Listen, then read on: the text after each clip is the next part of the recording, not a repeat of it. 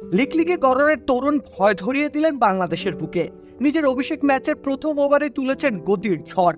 বাংলাদেশের আত্মবিশ্বাসে ফাটল ধরিয়েছেন নিজের গতি দিয়ে। দুর্দান্ত অভিষেকে উইকেট শূন্য থাকবেন মায়াঙ্ক যাদব, তা কি আর হয়?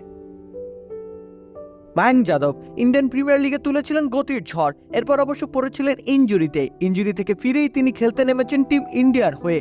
অভিষেক ম্যাচে নিজের ছাপ ফেলে গেলেন 22 বছরের তরুণ। এই মুহূর্তে বাংলাদেশের সেরা ব্যাটার তাওহিদ হৃদয়, সেই হৃদয়কে ক্রিজে রীতিমতো গেড়ে রেখেছিলেন মায়াঙ্ক। টি-20 ক্রিকেটে নিজের অভিষেক ম্যাচের প্রথম ওভারে মেইডেন আদায় করেন মায়াঙ্ক। উইকেট প্রাপ্তি ছিল সময়ের ব্যাপার মাত্র, অবশ্য খুব বেশি সময় অপেক্ষাও করতে হয়নি তাকে। নিজের দ্বিতীয় ওভারের দ্বিতীয় বলে উইকেট পেয়ে যান মায়াঙ্ক যাদব।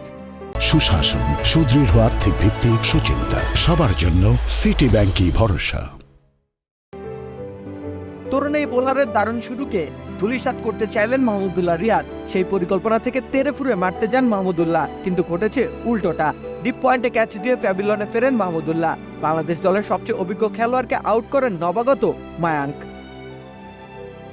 সেই একটা উইকেটই জুটেছে তার কপালে। বাকিদের দুর্দান্ত বোলিংয়ের কল্যাণে তরুণ মায়াঙ্ক উইকেটের তালিতে যুক্ত করতে পারেননি নতুন নম্বর। তবে নিজের আগমনী বার্তা বেশ জোরালোভাবে দিয়ে রাখলেন মায়াঙ্ক। 4 ওভার হাত ঘুরিয়ে মাত্র 21 রান খরচা করেছেন। দুর্দান্ত ইকোনমিক্যাল বোলিং করেছেন, নির্দ্বিধায় তা বলে দেওয়া যায়।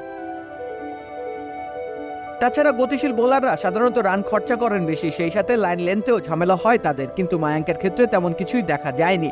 বরং বেশ রিফাইন্ড রান আপে দারুণ লাইন ও লেন্থ বজায় রেখে বোলিং করে গেছেন তিনি। অঘটন না ঘটলে তিনি টিকে যাচ্ছেন বহুদিনের জন্যে।